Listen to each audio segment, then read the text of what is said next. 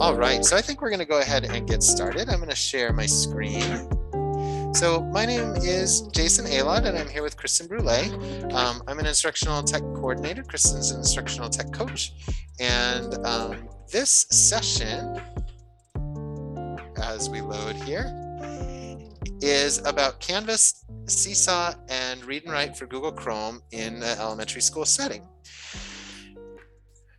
So we'll start with just a few norms for us this afternoon. This session is being recorded, and it may be, some of it may be on our learning sessions page. The reason I say some of it may be is that we also recorded the last session, so we'll probably take pieces from this one and pieces from that one and put it together so people who rewatch it will have the best parts of both. If you have questions during the session, please go ahead and post those in the chat, and we'll try to respond to them as soon as we are able. If you're not speaking, please have your microphone on mute. Closed captioning is enabled, and you can hide the subtitles or move them if you need to. We're going to be assuming positive intent. If you need any questions answered afterward, after the session is over, please go ahead and reach out to your instructional tech coach for follow-up. And you'll be given a link to these slides at the end of the session. So just a couple of housekeeping things to get us started. You've probably noticed some slight differences with Zoom on Chromebooks this year as opposed to last year. The reason for that is Zoom changed the way that it operates on Chromebooks, and they came out with a new app. So there's just subtle differences, and Zoom thinks that this is going to make the use of their product a little bit better, hopefully, on Chromebooks. There's certain features that you have now that you didn't before, such as being able to have a background. You will be able to share computer sound without just like cranking up the volume and having it play through the microphone. You'll actually be able to share it from the Chromebook itself. And you'll have gallery view available, so you'd be able to see all students that you're working with at once. So just about the Zoom updates there. Another thing we thought worthwhile to talk about is how to check Google Chrome for updates and how to clear your cache. And making sure that Chrome is updated and your cache is clear will help your Chromebook operate just more quickly and more smoothly. Please don't do either of those two things right now, because we don't want you to accidentally get booted out of the meeting, but I do want to show you quickly how to do both of those. So to update Chrome, you go to the top right corner of the screen where there's the 3 dots, and then this never completely makes sense to me, but you go down to Help. This is the quickest path to do it. And then click About Google Chrome. And then it'll automatically check for updates when you do that. If Chrome is up to date like mine is, you'll get this little blue check mark.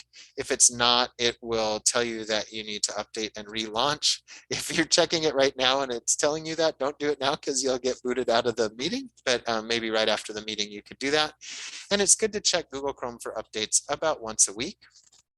The other thing we really encourage people to do is clear their cache and cookies, because that can really slow down your computer too if you aren't checking that regularly. So to clear your cache, it's still in the 3 dots. You go down to More Tools this time though, and then select Clear Browsing Data. And then this will pop up. If you've never done this before, right here in this time range drop-down menu, it'll default to the last hour. You'll want to click on that and change it to all time. And actually, this solves a lot of problems for students too. And if you ever walk a student through this and they clear their cache and cookies and they say like, I cleared my cache and cookies, but it didn't work, it's still not working.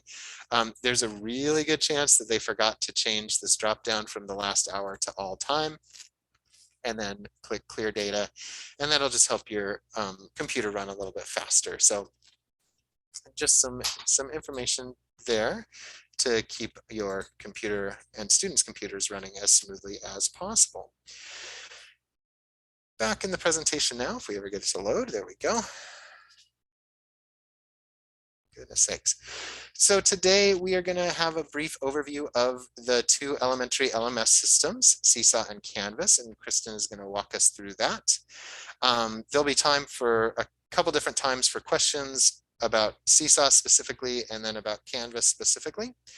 And then I'll walk us through Read&Write for Google, which is a Chrome extension that can be really useful for students with their reading and writing.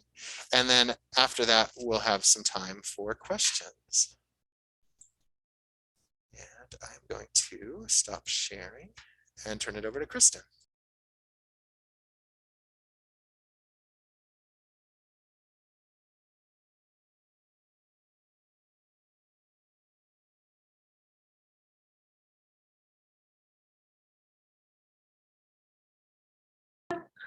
All right, everybody.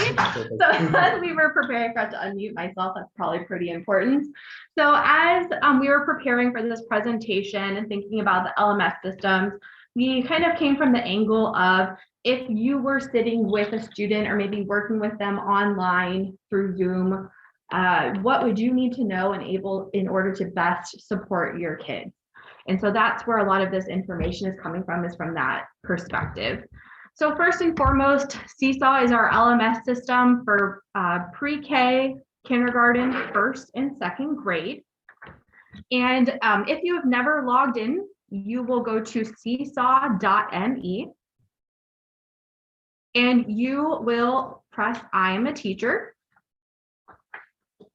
And if you haven't logged in ever before, you'll create a teacher account just using your Google credentials.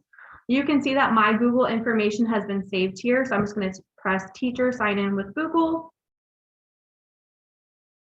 I'll see my name pop up. And then it's going to get me all logged in. Up here at the top left-hand side, you can see there's my name, my role as a teacher rather than a student or a family member, and I can see that I'm a part of 3 different classrooms.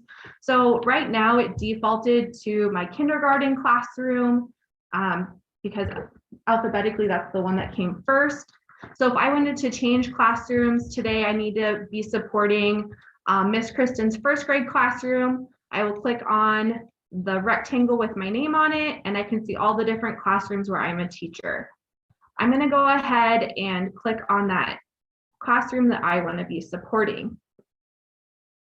If you're working really closely with a teacher or maybe a specific grade levels, you want to make sure that that teacher adds you as a co-teacher in their classroom. And if you need any support with that, please just reach out to your instructional coach.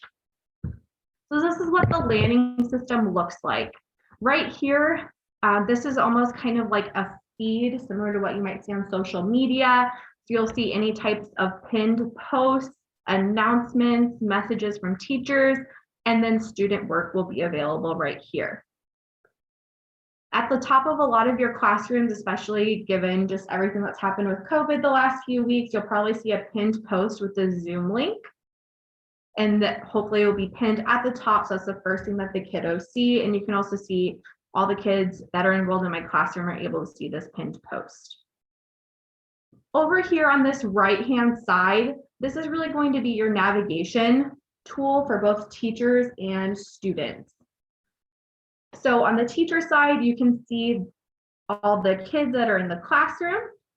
And I could click on a specific kid if I just wanted to look at them. So here's the sample student for my classroom. I can see there's the pinned post, and then any work that that student has completed this school year. If I wanted to look at specific assignments that the teacher has given to groups of kids or to the whole class, I can click on the activities.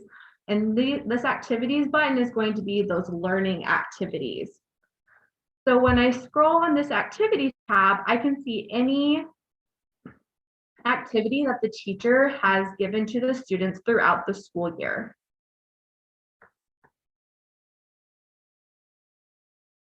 And what's nice about this, if you wanted to kind of model how to complete this activity as a student, or if you just wanted to try the activity out for yourself, you can click this add response button and then click on sample student, and you can do this from a student's point of view. I think this is especially helpful if maybe you've never used the tools before within Seesaw and you just want to kind of try out and see what's available to kids.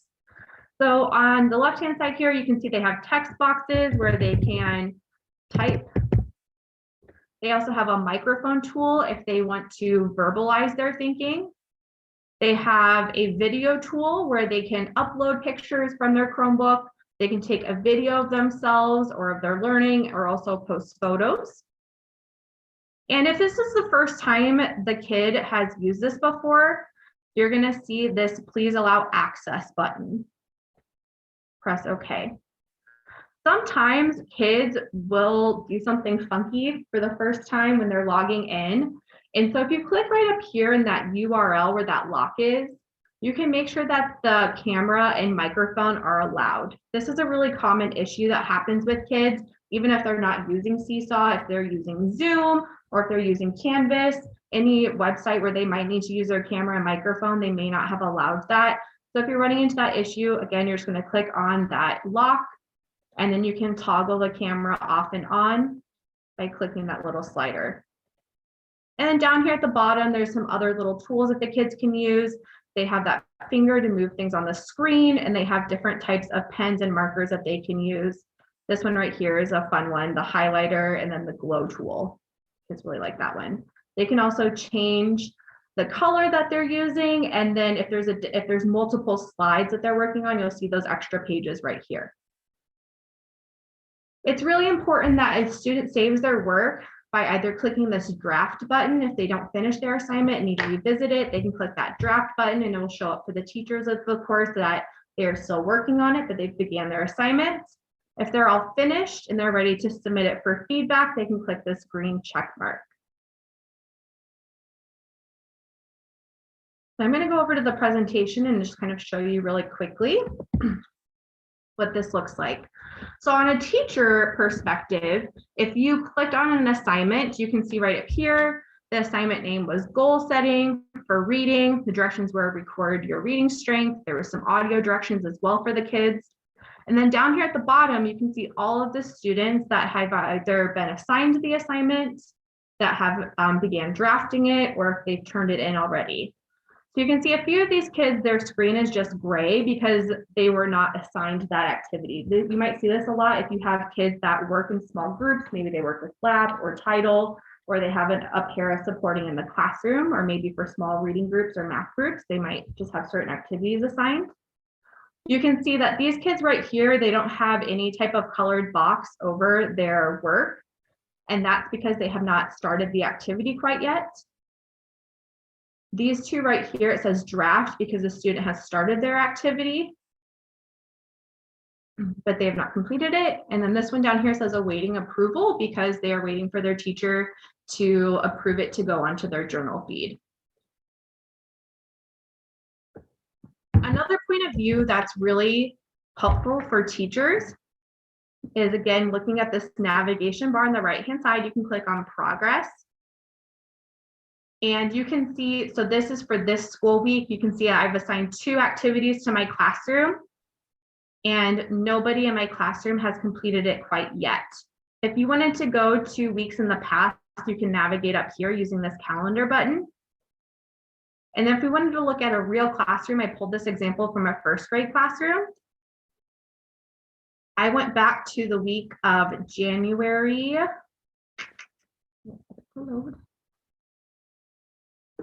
I went back to the week of January 2nd, and you can see these are all the different activities that the teacher in the classroom assigned to the kids.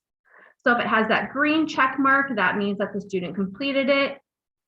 If it has that little orange check mark with the dotted lines, that means it's still in the draft mode. And then if it has that red with nothing in there, it means it's missing. So this will be a good visual cue for you as a para who's supporting kids of where kids are at. You know, if you're supporting a whole classroom or maybe a small group within the classroom. One other important tool here on Seesaw is this inbox feature. And using this inbox tool, you can communicate back and forth with families and with students. And the nice part about this is you can translate into the family's home language. If they're speaking Spanish or Portuguese, when these messages go back and forth, it will translate automatically for the family. The one important thing to note that if Jason and I were co-teaching in a classroom and I was the para and Jason was the general ed teacher, I will not be able to see any communications that occurred between Jason and the family. I'll only be able to see the communication that I've sent to the family. So it doesn't work as like a three-way communication tool. So that will just be something important for you to remember. Caitlin, if you reach out to me or Jason or your instructional technology coach, we can get you moved over to the appropriate courses. That's a good question.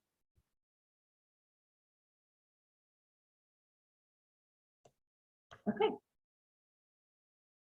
I'm going to go ahead and pause right there because that's what I have for Seesaw. Does anybody have any questions about Seesaw? We will go ahead and transition over to Canvas then.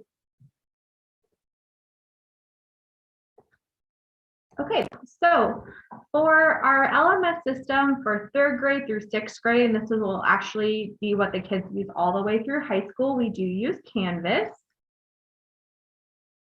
It's really important that you go to this Edmonds 15 Canvas page.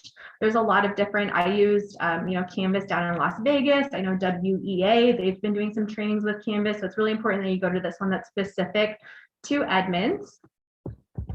And you can access that using your Edmonds bookmarks. So right up here at the top, you can see there's my Edmonds bookmarks.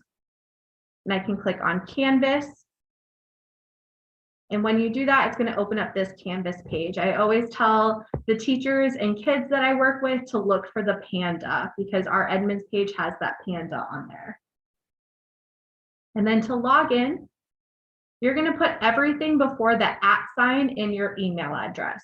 So for example, mine is BruleK654. And then my password is going to be the same password that I use to log in with Google.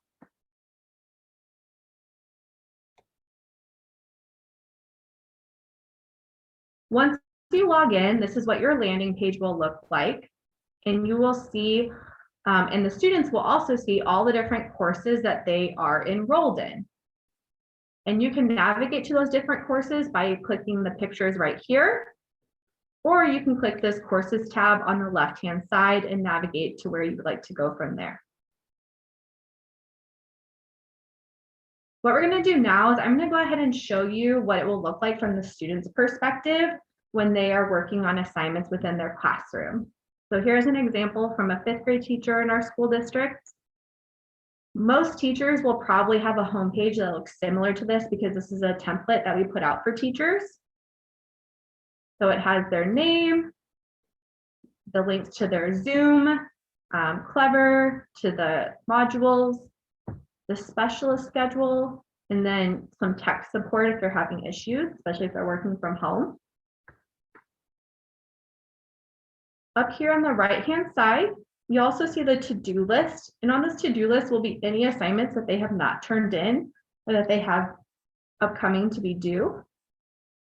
And you can also access this course calendar. And this can be really good for kids to see what assignments are coming up, especially if they maybe have some bigger writing projects or projects for other classrooms.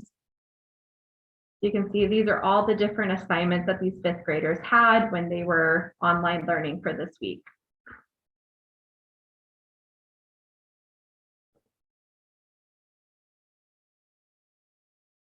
So the most important thing for you when you're supporting the kids using Canvas is you're going to go to this modules section. And underneath the modules, that's where all of their learning activities will be located.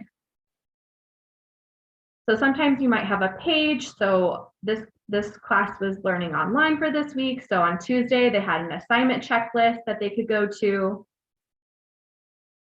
and see all the different things that they were learning for that day.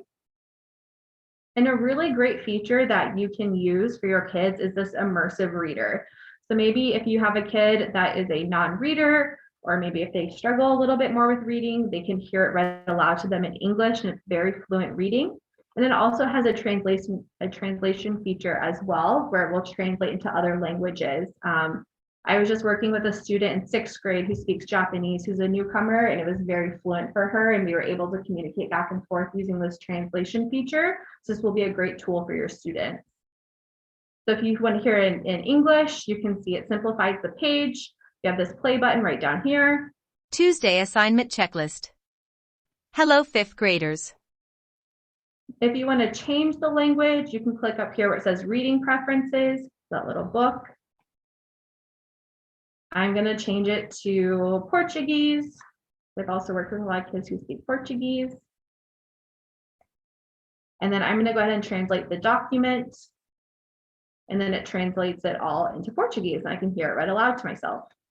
Lista de verificação de atribuição de terça-feira. Olá, alunos da 5ª série. And the kids that I've worked with in upper elementary, this translation tool has seemed pretty effective, and they're able to understand, what they should be doing on their assignments. This has been really successful with them. One more thing to note with some of these online assignments is when you click on an assignment such as this one it's called Decimal War, you'll see where it says load Decimal War in a new window. So you'll see this sometimes when a teacher attaches an external assignment, maybe it's going to Google Docs or Google Slides. It might also use a tool called Kami, where the teacher will put a PDF up online, and they can use the Kami document to write on top of the document. So in this example, it's not going to load all the way just because I'm not a member of this classroom, but what you'll do is you'll go ahead and click on that window to load. This one is using Google. So you'll want to click this authorize button. And once the kid has done this more than once, it should save their settings, but just in case you're having problems, it probably just needs authorized use to connect Google with Canvas. The one other thing is Kami, and again, once a kid logs into Kami for the first time, it should save their settings, but just in case something happens, they can click up here, click that blue K up in their extensions tab, and then click sign in with Google, and then they'll be able to use that external tool.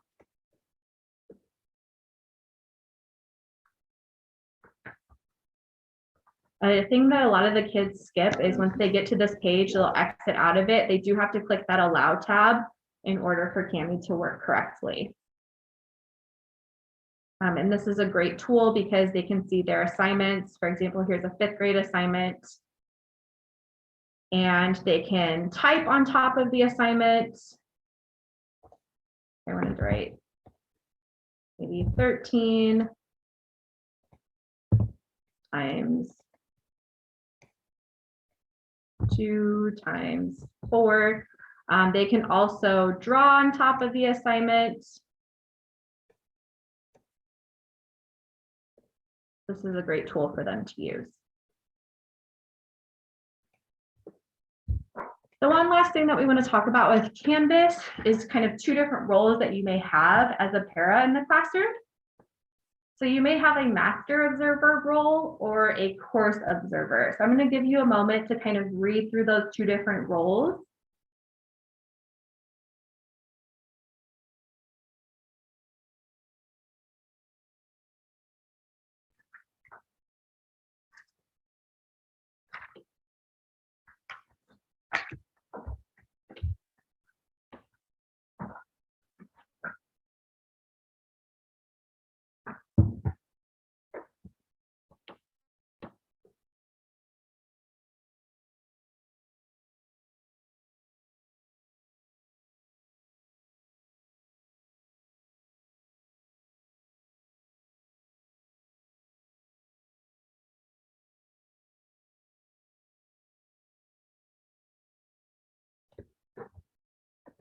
So if you're not sure if you are a master observer in a course or you're a course observer, the easiest way that you can tell is by logging into Canvas and just looking if you have this admin button.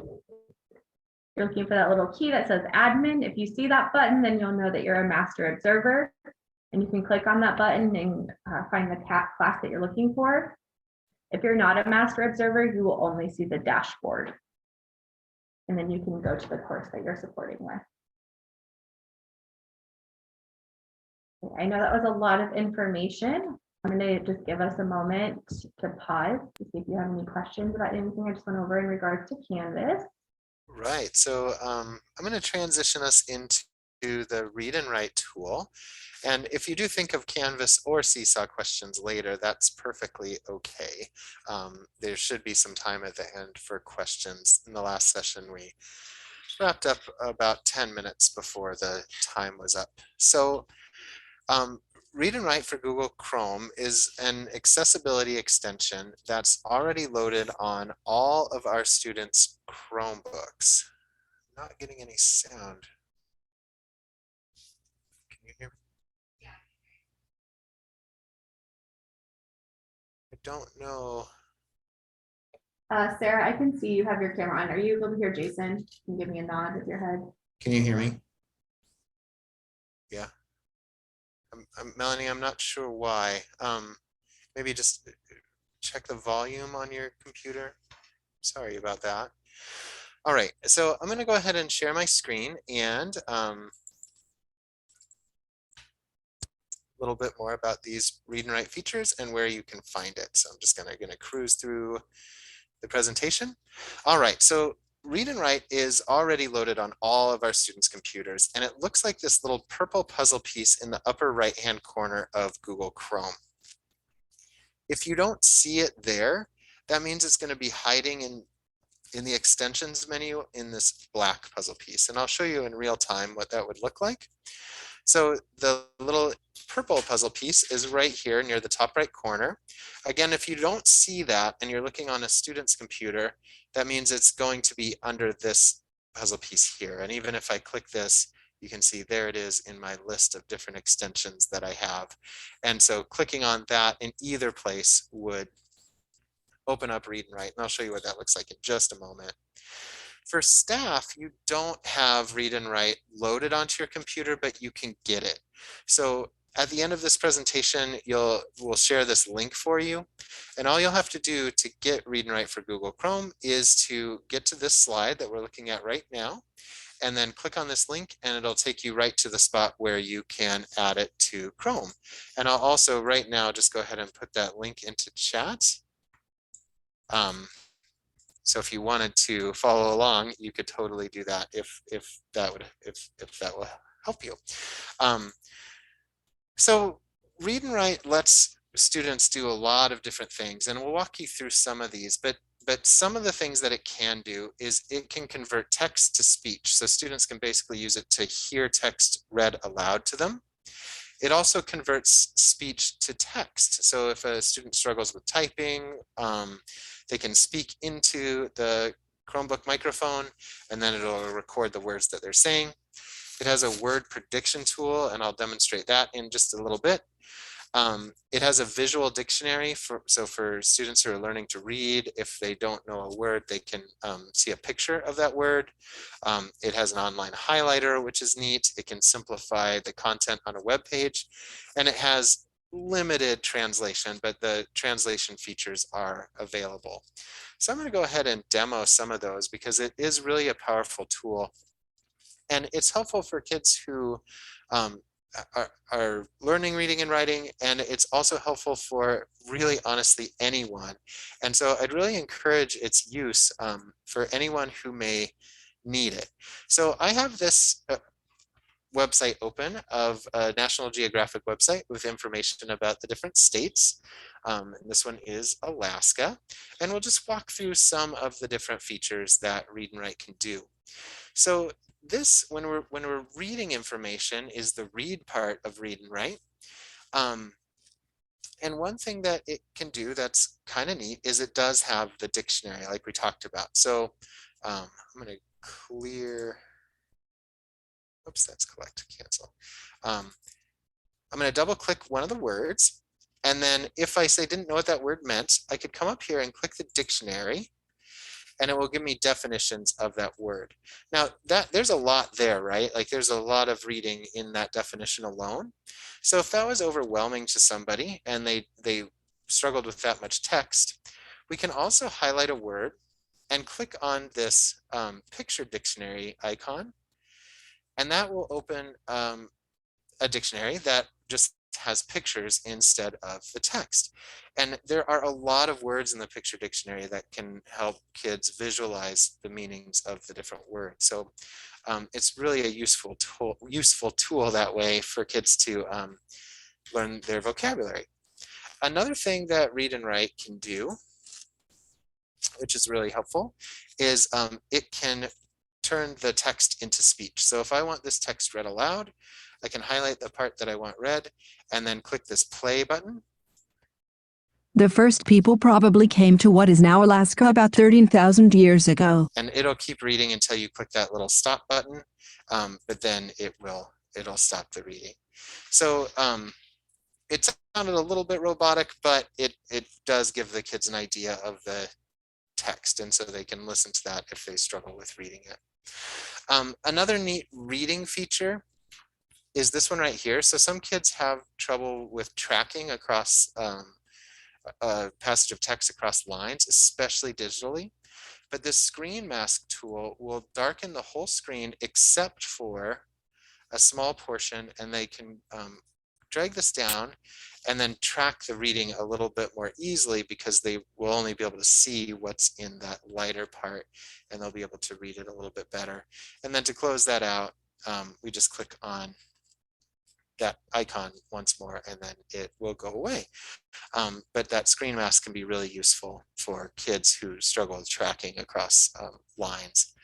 And then there is a translation feature, like I said, but it's very limited. It'll do one word at a time. So if I double click the word probably here and click on these two arrows, it will offer translations of that word.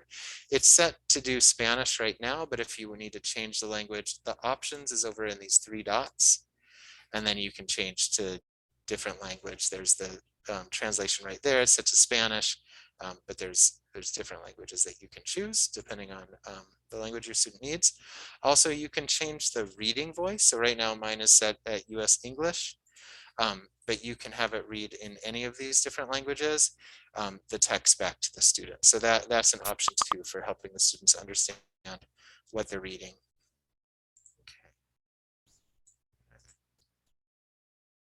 Everything's in the way on my screen. I'm sorry. Okay, there we go. I'm going to cancel that out. And then some other really kind of neat features on Read and Write are the highlighting tools. And we can see that right now I actually have some words highlighted already. But the way that works is I just double click a word to get it selected normally. And then I can click on one of these highlighting markers and then it'll highlight these words.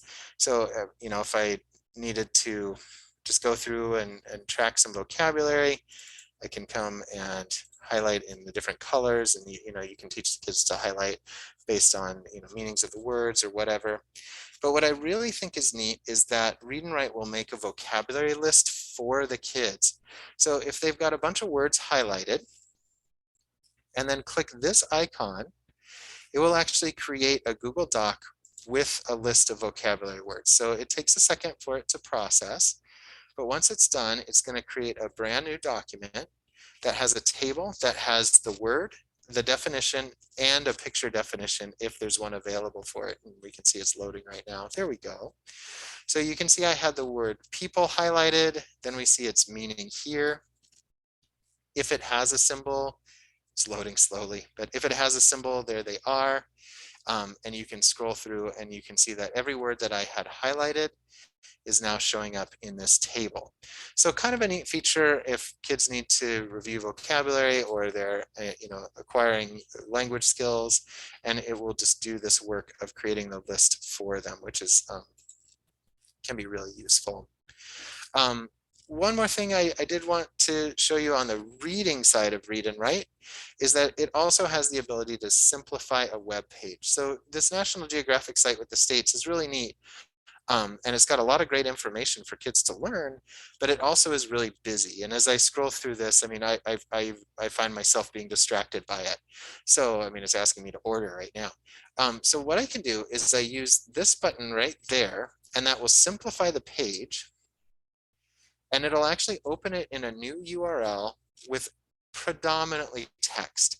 And some pictures will come in if they are essential to understanding the text, but it's now mostly all text, and you can see the distractions are gone. And so this can be really helpful to keep kids focused on the reading. And then another neat thing that you can do is, since it just did make this whole new URL, is you can actually copy and paste this URL and share that with the students. And that way they'll land on this page right away, so they don't have to, you don't have to rely on them simplifying the page. You can just get them to the simplified page beforehand. And again, we'll give you this link to the presentation when we're done, and then you'll be able to add Read and Write on your computer after you get that. So the other side of Read and Write that I wanted to show you are the different writing features that will help kids write papers and such. So it works with Google Docs. So I'm going to open a new tab and then a new Google Doc. And once this loads, and it'll take a minute to load here, it will not work until this wheel stops spinning. So we just sometimes have to be patient and wait for the technology to process as it goes around and around. And really appreciate your patience on this late Monday afternoon as we watch the wheel spin. Oh my goodness, it's taking forever. Thank you so much, everyone, for your patience. There we go, it did it, finally. I feel like a round of applause is in order. It definitely could be. So we click here to get Read and Write back up, and we see we've got this full control panel, and there's some features that are specific to writing. So one of the ones that can really help kids who struggle with getting started is this text prediction tool. And kids think this looks like a doorknob, which I think is funny, but it's supposed to be like the fortune teller ball type thing. But if I click that, it's going to give me word suggestions that are common for the beginning of sentences. And for students who struggle with reading, if I hover over these, it'll actually read the words for me. And the kids can then either type these words or just click on them, and then it'll put them into the text. So there, and then after this, it's going to make another suggestion for the next word that should come. So there was. And then we could keep going with this. And it can just really help the kids get started. And as you can see, I mean, it kind of moves slowly, but for kids who struggle to start, it can be really useful. And to turn that off, we just click the little icon again, and then it'll stop. Now, another neat tool for writing is the speech to text feature, and that's this microphone icon. They call it talk and type. So if I click on that, it's going to start typing the words that I speak right away. So let's go ahead and check it. Hi, we can see that this is writing the words that I say as I speak, period. Isn't that cool? Question mark. To stop it, you just click on the icon again, and you can see as long as I was speaking the different punctuation marks, it put those in as well. And so just kind of a neat feature, again, to help kids get started. Now, if a student is a newcomer and is still learning English, you can change the language on the input to many, many different languages, and the students could speak their assignment in their native language. And then if the teacher wanted to, they could translate the text back into English, so the student would be able to do the assignment, and you'd be able to see what the student wrote. So it's just a really useful tool for helping kids get through their work. And then other things that are helpful on the writing end of things is that even if kids, kids can do the reading, the text to speech feature on the reading as well. So if they want to hear read back to them what they just wrote, they can click the play button. There was a hi. We can see that this is writing the words that I say as I. And then they can hear it read back to them as well, and maybe have an idea of whether or not what they wrote makes sense, or maybe if it needs a little bit more work. So just kind of a nice feature there. And then of course we can click stop. And then one thing that people always wonder too is they don't always want to have this toolbar up there. And what can we do if we don't want it anymore? How do we make it go away? Well, over toward the right, you'll see that there's this little X. And then if you click on that little X, that will close Read and Write. And so it will eventually, there we go away. And that will also happen over on the website as well. So if you don't want the toolbar anymore, you can just click the little X, and then it's gone. We don't have to worry about that being there any longer. So that's kind of the rundown of read and write. Let's pull this back up. And I think we did go over everything. So I'm going to go ahead and stop the share. And turn this back over to you all now. If you have a question, you can pop it into the chat. Kristen just put the link to the slideshow. So if you want to hop on that and add Read and Write to your Chromebook, I'd highly recommend doing that. And if you get stuck with anything, you know, we're here to answer any questions about that right now. And so feel free to drop your questions in the chat, or if you'd rather unmute and just ask, that's fine too.